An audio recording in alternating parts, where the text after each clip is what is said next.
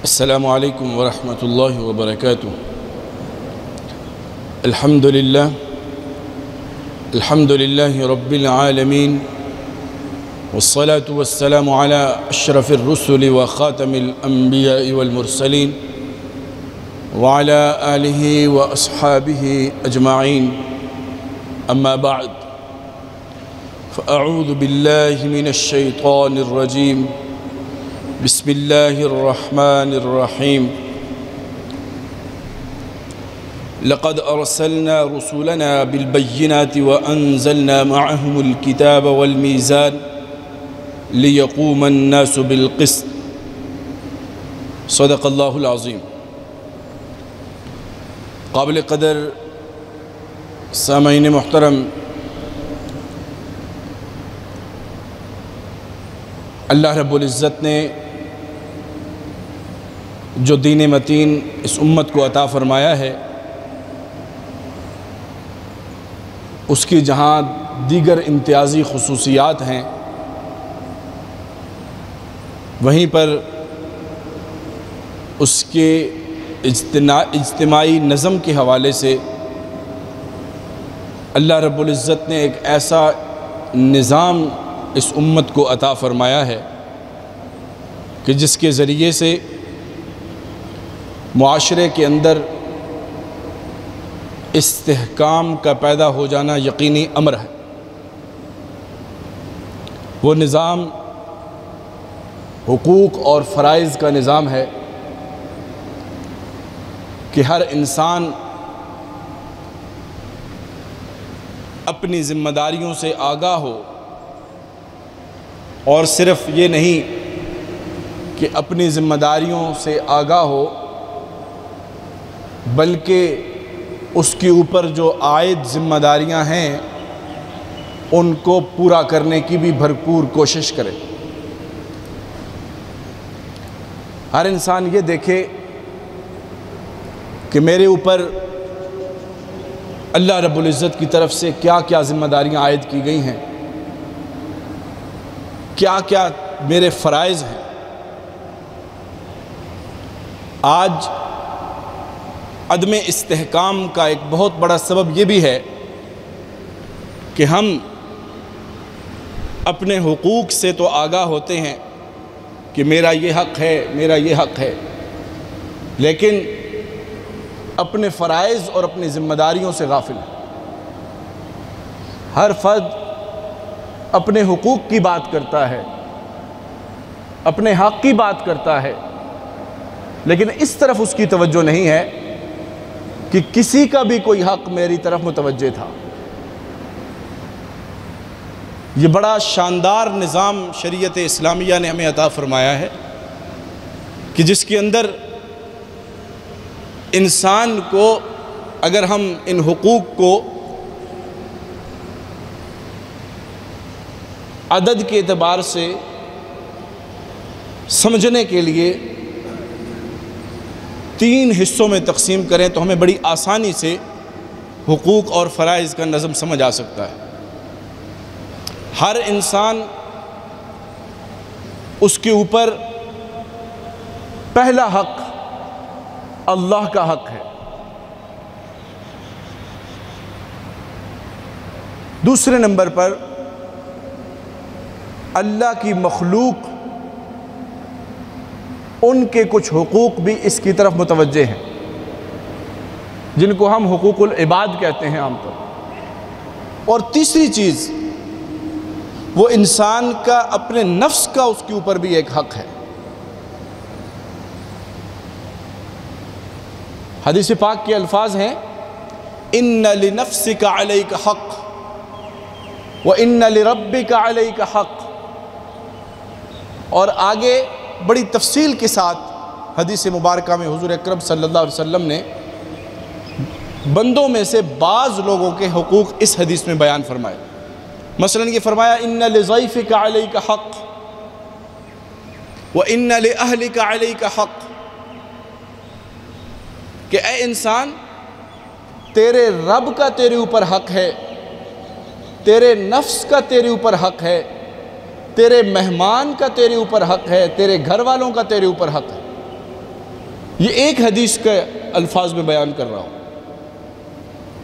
ورنہ شریعت اسلامیہ کا اگر عمومی مطالعہ کیا جائے تو اس کے اندر سب سے پہلی چیز جو انسان کے اوپر عائد ہوتی ہے اور سب سے پہلا حق جو اس کی طرف متوجہ ہوتا ہے وہ اللہ کا حق۔ اللہ کا حق کیا ہے؟ بنیادی طور پر صرف ایک حق اگر انسان سمجھ لے کہ میرے رب کا یہ والا حق میری طرف متوجہ ہے تو اس کی جو زندگی کی بنیاد ہے، اس کے عقیدے کی جو بنیاد ہے، اس کے فکر کی جو بنیاد ہے وہ درست ہو سکتی ہے۔ اور حدیث پاک میں بتا دیا گیا اور قرآنی آیات اس کے اوپر بڑی تفصیل کے ساتھ وضاحت کے ساتھ موجود ہے کہ رب کا حق اپنے بندے پر یہ ہے کہ بندہ اس کے ساتھ کسی کو شریک نہ کرے، نہ اس کی ذات میں کسی کو شریک کرے، نہ اس کی صفات میں کسی کو شریک کرے۔ پہلا حق رب العزت کا انسان کے اوپر یہ ہے کہ چونکہ پیدا کرنے والا وہ ہے، رزق دینے والا وہ ہے، مشکلات کو حل کرنے والا وہ ہے، حاجات اور ضروریات کو پورا کرنے والا وہ ہے، اس انسان کی جو بھی ضرورت ہوتی ہے وہ بغیر بتائے اور بغیر احسان جتلائے اس کی ضروریات کو پورا کر رہا ہے۔ تو اس کا بھی یہ حق ہے کہ جب یہ عبادت کے لیے اٹھے، استعانت کے لیے، مدد مانگنے کے لیے ہاتھ اٹھائے تو صرف اور صرف اس ذات قدوس کے سامنے ہاتھ اٹھائے اور اسی کے سامنے عبادت کے لیے سر بسجود۔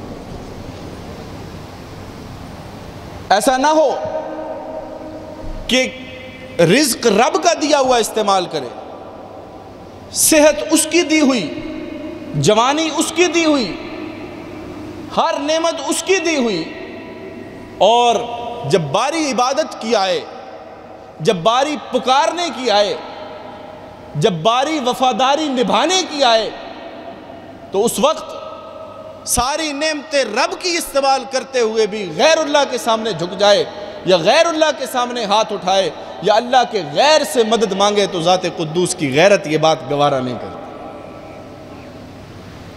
اس وجہ سے سب سے پہلا حق حقوق و فرائض کے نظام کے اندر ایک انسان کی طرف جو متوجہ ہوتا ہے وہ رب العزت کا حق ہوتا ہے، اور وہ حق صرف اتنا ہے، چند لفظوں میں وضاحت کر رہا ہوں، وہ یہ ہے کہ اس کو اکیلا مانے، وحدہ لا شریک مانے، اور اپنی عبادات کے اندر، اپنی دعاؤں کے اندر اور اپنی حاجات کے وقت کسی وقت بھی اس کے ساتھ کسی کو شریک نہ کرے۔ ایک شرک تو یہ ہوتا ہے کہ اللہ کے علاوہ کسی کے سامنے سر جھکانا، اللہ کے علاوہ کسی کے سامنے سجدے کرنا، یہ شرک ہر کسی کو سمجھ آتا ہے۔ لیکن آج کل کے زمانے میں ہر بندے کو اس شرک سے آگاہی ہے، لیکن اب جو شکلیں شرک کی ہمارے سامنے آ چکی ہیں ان میں سے کیا ہے کہ ہم اس قدر ڈر اور خوف میں مبتلا ہیں، اللہ کے غیر کے خوف اور ڈر میں، کہ ہر معاملے کو طے کرتے ہوئے ہمیں برادری کا بھی خوف ہوتا ہے، رشتہ داروں کا بھی خوف ہوتا ہے، اپنے سے بڑوں کا بھی خوف ہوتا ہے، حتیٰ کہ بعض اوقات اپنے بچوں اور بیوی کا بھی خوف ہوتا ہے۔ نہیں خوف ہوتا تو اللہ کا خوف نہیں ہوتا۔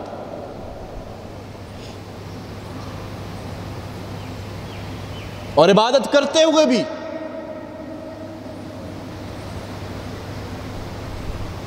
ہمارے تصور میں اگرچہ نیت کے الفاظ ہم یہی کہتے ہیں کہ اللہ کے لیے کر رہے ہیں، انی وجہتو پڑھ کے کھڑے ہوتے ہیں، ان صلاتی و نسکی پڑھ کے کھڑے ہوتے ہیں، اور اردو اور پنجابی اور پشتو اپنی لوکل زبانوں میں اللہ کے ہی لیے خاص کر کے نماز کے لیے کھڑے ہوتے ہیں، صدقہ و خیرات بھی اللہ کے لیے کر رہے ہوتے ہیں، لیکن دل ہی دل کے اندر کسی کو دکھانا بھی مقصود ہوتا ہے، کسی کو خوش کرنا بھی مقصود ہوتا ہے، کسی سے اپنی تعریف سننا بھی مقصود ہوتا ہے۔ اس وجہ سے اس شرک کے مفہوم کو سمجھنے کی ضرورت ہے۔ اللہ کا یہ حق ہے کہ فَادْعُوا اللَّهَ مُخْلِصِينَ لَهُ الدِّينَ، اس کو جب پکارے تو خالص کر کے پکارے، ہر حال میں اسی کو پکارے۔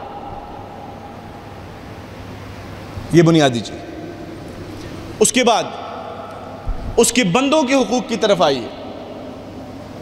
اب رب العزت کے بعد سب سے بڑا حق انسان کے اوپر ذات رسالت مآب صلی اللہ علیہ وسلم کا حق ہے۔ آپ کے حقوق کے اوپر مستقل لیکچر ہو سکتا ہے، مستقل خطبہ ہو سکتا ہے کہ رسالت مآب صلی اللہ علیہ وسلم کے حقوق کیا ہیں اپنی امتی میں۔ لیکن اگر چند جملوں میں بات کی جائے تو پہلی چیز یہ ہے کہ ذات رسالت مآب صلی اللہ علیہ وسلم پر بغیر شک اور شبہ کے ایمان لایا جائے، آپ کے ساتھ محبت ساری کائنات سے بڑھ کر کی جائے، آپ کے لائے ہوئے دین کے اوپر کسی کو ترجیح نہ دی جائے۔ آپ کی احادیث بڑی واضح ہیں ان تمام حقوق کے حوالے سے، آپ کی توقیر کی جائے، آپ کی عزت کی جائے، دل کے اندر ہو، اعمال کے اندر بھی ہو، عادات اور رسوم و رواج کے اندر بھی آپ کے اعمال کو ترجیح ہو، یہ آپ کا حق ہے۔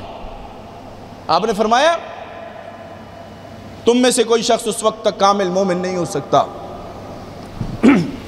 جب تک کہ اس کو میں اس کی ذات سے، اس کے والدین سے، اولاد سے، حتیٰ کہ ساری انسانیت سے زیادہ محبوب نہ ہو جائے۔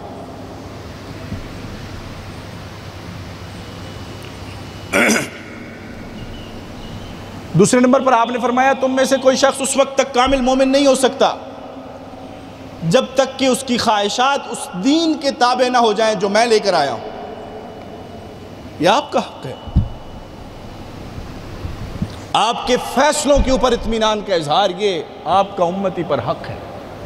قرآن کہتا ہے فَلَا وَرَبِّكَ لَا يُؤْمِنُونَ حَتَّى يُحَكِّمُوكَ فِي مَا شَجَرَ بَيْنَهُمْ۔ کوئی شخص اس وقت تک مومن نہیں ہو سکتا جب تک وہ اپنے تمام معاملات کے اندر حضور کے فیصلے کو حتمی حیثیت نہ دے۔ یہ آپ کا حق ہے امتی پر، آپ کو آخری نبی ماننا یہ حق ہے، آپ پر ایمان لانا یہ حق ہے۔ میں اختصاراً عرض کر رہا ہوں، پھر آپ کے گھر والے، آپ کے اہل بیت، آپ کی ازواج مطہرات، آپ کے ساتھی، آپ کے صحابہ، ان سب کے ساتھ عقیدت اور محبت کا تعلق بھی دراصل آپ کے ساتھ تعلق کی وجہ سے ہے۔ جس طرح آپ کی عقیدت اور محبت کا خیال رکھنا ہے، اسی طرح آپ کے ساتھ جڑی ہوئی ہر چیز کی عظمت ایک مسلمان کے دل میں لازمی طور پر ہونی چاہیے۔ پھر معاشرے میں آ جائیے۔ معاشرے میں ایک انسان بستا ہے، اس کے ساتھ جتنے لوگ بھی جڑے ہوئے ہیں، اس کے والدین ہیں، اس کی اولاد ہے، اس کی بیوی ہے، یا اگر عورت ہے تو اس کا شوہر ہے، اس کے باقی رشتہ دار ہیں، معاشرے کا کمزور نادار طبقہ ہے، اس کے ہمسائے ہیں، اس کے محلے دار ہیں، اس کی ریاست ہے۔ ان سب کے حقوق شریعت اسلامیہ نے بڑی تفصیل کے ساتھ سکھائے ہیں ہمیں۔ مثلاً اللہ کے بعد اور ذات رسالت مآب صلی اللہ علیہ وسلم کے بعد اگر انسان کو کسی کا احسان مند ہونا چاہیے تو وہ اپنے والدین کا ہونا چاہیے۔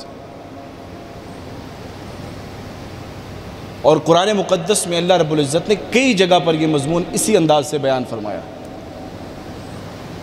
مثلا سورہ اسراء میں رب العزت فرماتے ہیں وَقَضَىٰ رَبُّكَ أَلَّا تَعْبُدُوا إِلَّا إِيَّاهُ وَبِالْوَالِدَيْنِ إِحْسَانًا۔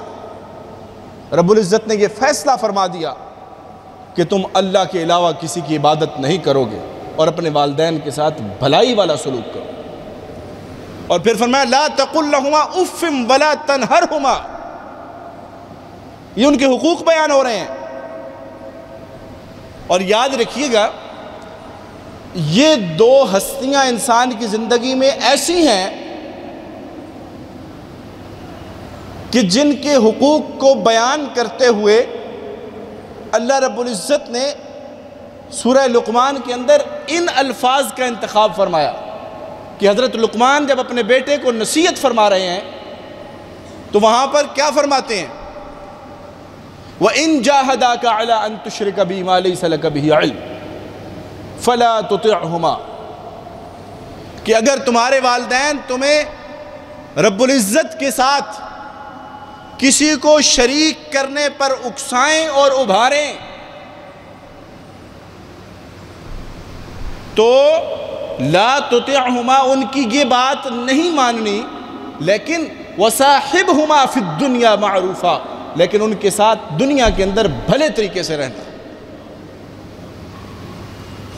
کتنا بڑا جرم ہے شرک، کہ اللہ سب کچھ معاف کر دیں گے۔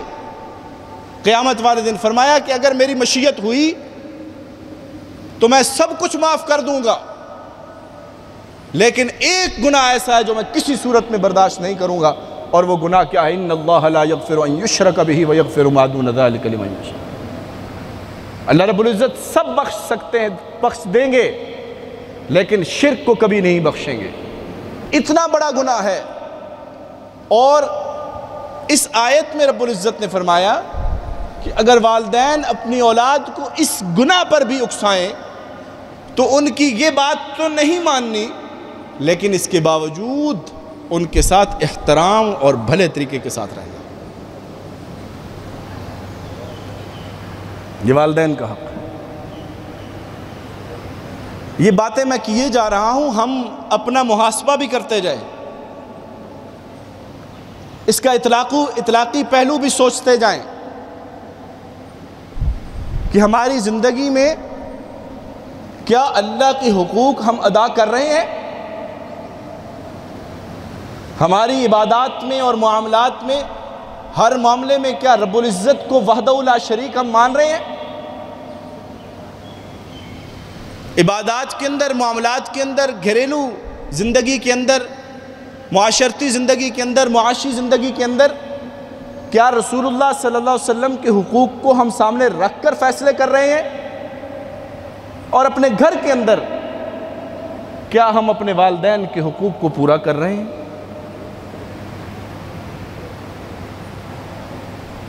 یہ سوچنے کی بات ہے۔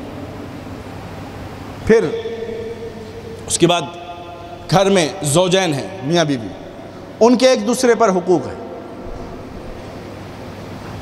زیادہ مجمع مردوں کا ہے، خواتین بھی اوپر موجود ہیں، لیکن ہر کسی کو اپنی ذمہ داریوں سے آگاہ ہونے کی ضرورت ہے۔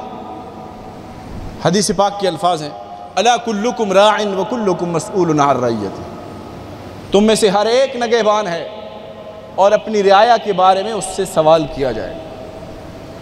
یہ مرد کی ذمہ داری ہے، اور یہ اس کی بیوی کا اس کے اوپر حق ہے کہ اس کی جو جائز ضروریات ہیں ان کو بغیر اس کے کہے ان کو پورا کرے۔ اور اتنی سخت وعیدیں ہیں اور احادیث کے اندر اتنے سخت الفاظ کے ساتھ حبیب پاک صلی اللہ علیہ وسلم نے ارشاد فرمایا اتقوا اللہ فی النساء، اپنے گھر والوں کے بارے میں اللہ سے ڈرو۔ اور پھر فرمایا خیرکم خیرکم لأہلہ، تم میں سے بہتر وہ ہے جو اپنے گھر والوں کے ساتھ بہتر ہے، وَأَنَا خَيْرُكُمْ لِأَهْلِي، اور تم میں سے میں اپنے گھر والوں کے ساتھ سب سے زیادہ بہتر ہوں۔ اس وجہ سے گھریلو زندگی کے اندر پریشانیوں کے اسباب ہم تلاش کرتے رہتے ہیں، آئے روز گھر کے اندر پریشانی، ناچاقی۔ کبھی ہم نے اس پہلو پر غور کیا کہ میں اپنی ذمہ داریاں پوری کر رہا ہوں یا کر رہی ہوں؟ اور عورت کے اوپر تو شوہر کا اتنا حق ہے، میری مائیں بہنیں اوپر بیٹھی سن رہی ہیں کہ یہ آخری بات میں کہہ رہا ہوں، حدیث پاک کے الفاظ ہیں کہ حضور اکرم صلی اللہ علیہ وسلم نے فرمایا لو كنت آمر احدا ان يسجد لاحد لامرت النساء ان يسجدن لازواجهن، اگر، یہ اگر کے ساتھ ہے، اگر میں اجازت دیتا کسی کو اللہ کے علاوہ سجدہ کرنا جائز ہوتا تو میں عورتوں کو حکم دیتا کہ اپنے شوہروں کو سجدہ کریں، لیکن اجازت نہیں ہے۔ اس سے سمجھ کے آ رہا ہے کس قدر حقوق ہیں شوہر کے اپنی بیوی پر، اور بیوی کے کیا حقوق ہیں میں نے پہلے بتا دیا۔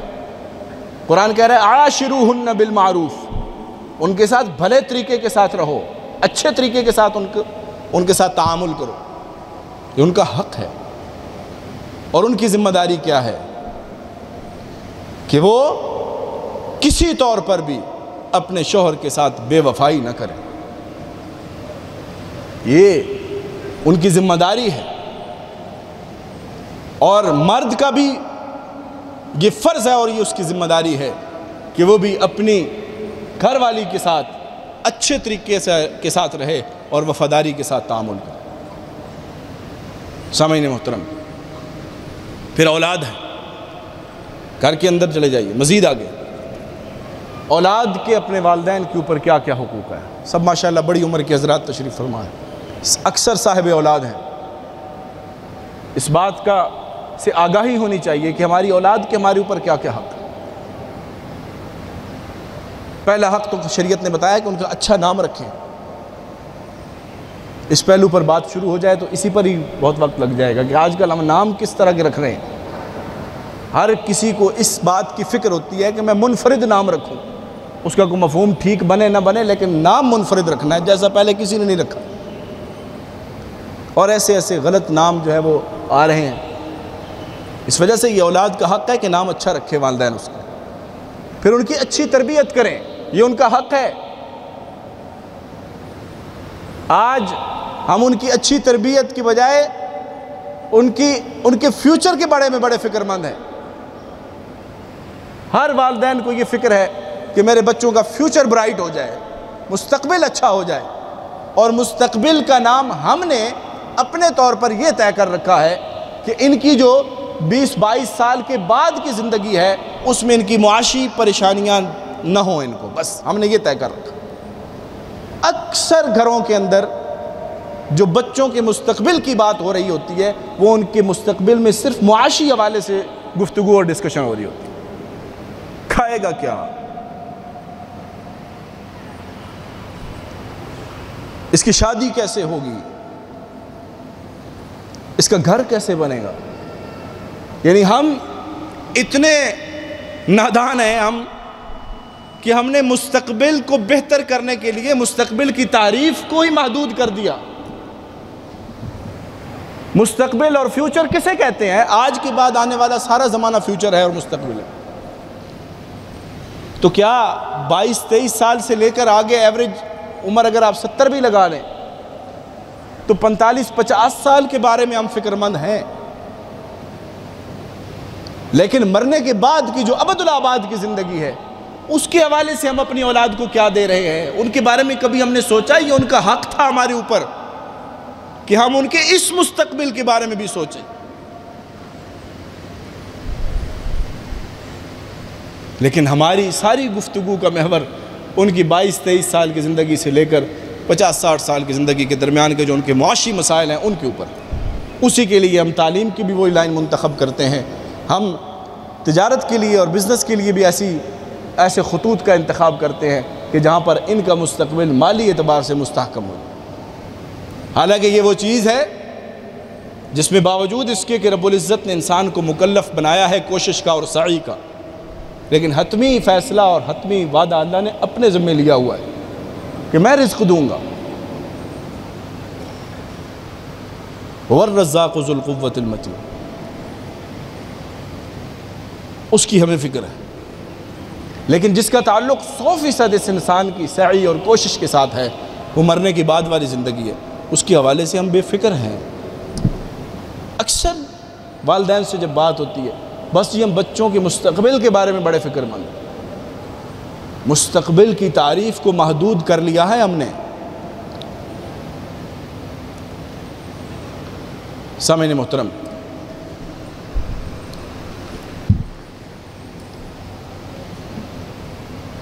اس کے بعد اپنے گھر کے ساتھ والی گھروں کی طرف متوجہ ہو جائیے۔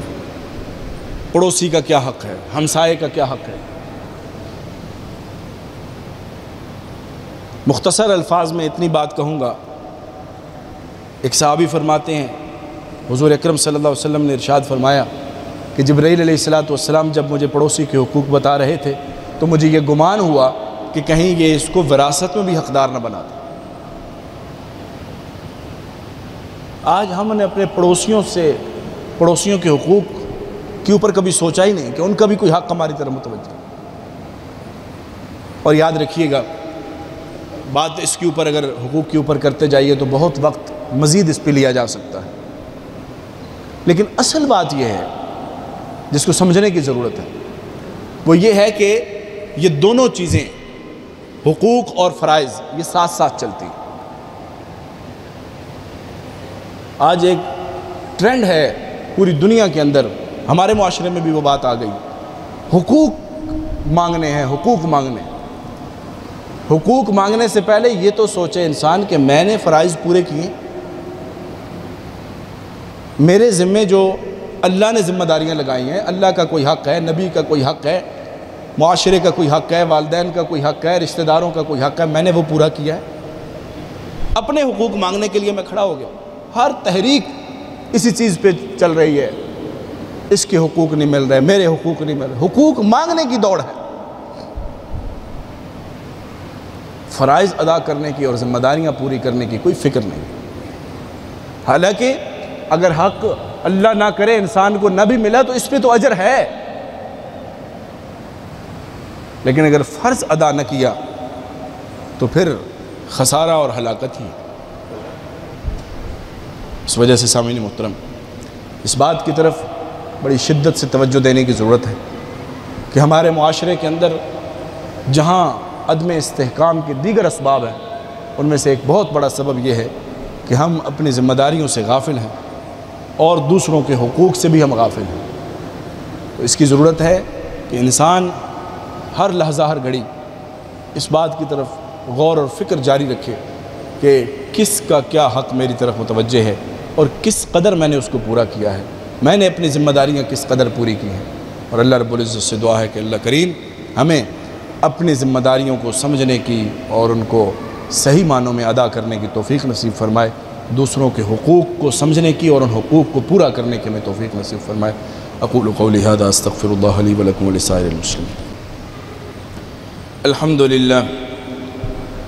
الحمد لله الذي أوجب على عباده من الحقوق والواجبات ما يرفعهم به إلى المنازل العاليات ويبوئهم لديه رفيع الدرجات، وأشهد أن لا إله إلا الله وحده لا شريك له، وأشهد أن سيدنا وسندنا وحبيبنا ومولانا محمدًا عبده ورسوله المبعوث بجليل الرحمات صلى الله عليه وسلم وعلى آله وصحبه الذين ثبتوا على منهج الرشد حتى الممات.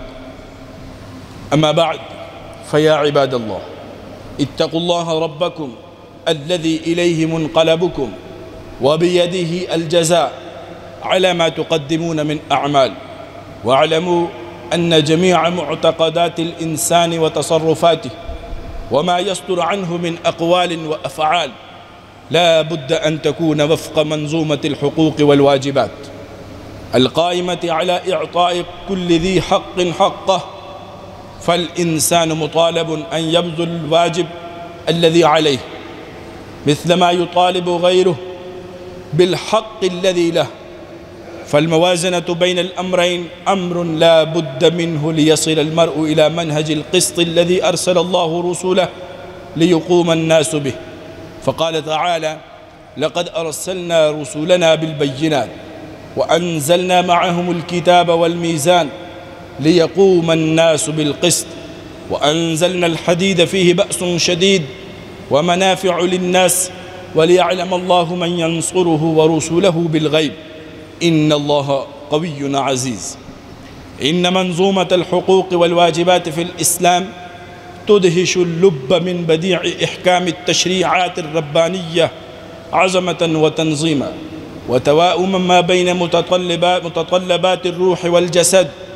يقول الله تبارك وتعالى: واعبدوا الله ولا تشركوا به شيئا وبالوالدين إحسانا وبذي القربى واليتامى والمساكين والجار ذي القربى والجار الجنب والصاحب بالجنب وابن السبيل وما ملكت أيمانكم إن الله لا يحب من كان مختالا فخورا. فيا عباد الله، علينا أن نراعي الحقوق والواجبات ونؤدي ما علينا من حقوق دينية واجتماعية وأخلاقية ووطنية، وبذلك نستحق ما وعدنا به خالقنا من الجنات الخالدة. أقول قولي هذا، أستغفر الله لي ولكم ولسائر المسلمين.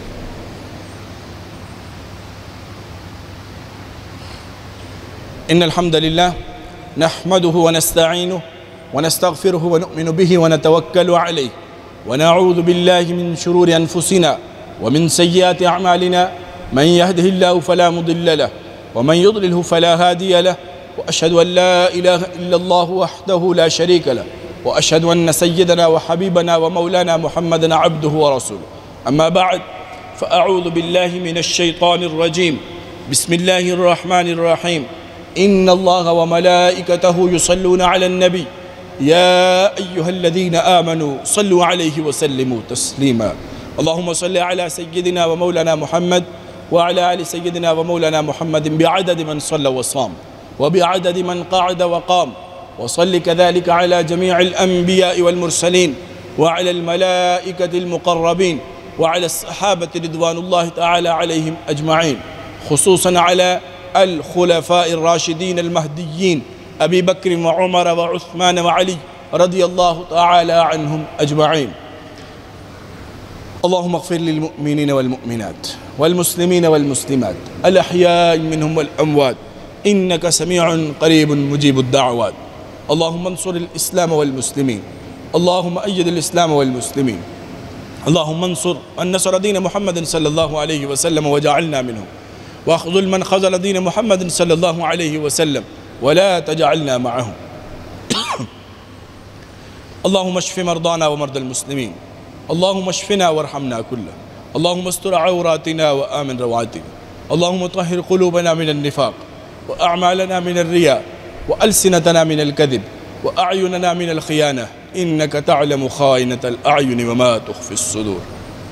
عباد الله رحمكم الله، إن الله يأمر بالعدل والإحسان وإيتاء ذي القربى وينهى عن الفحشاء والمنكر والبغي، يعظكم لعلكم تذكرون. اذكروا الله يذكركم وادعوه يستجب لكم وأقم الصلاة.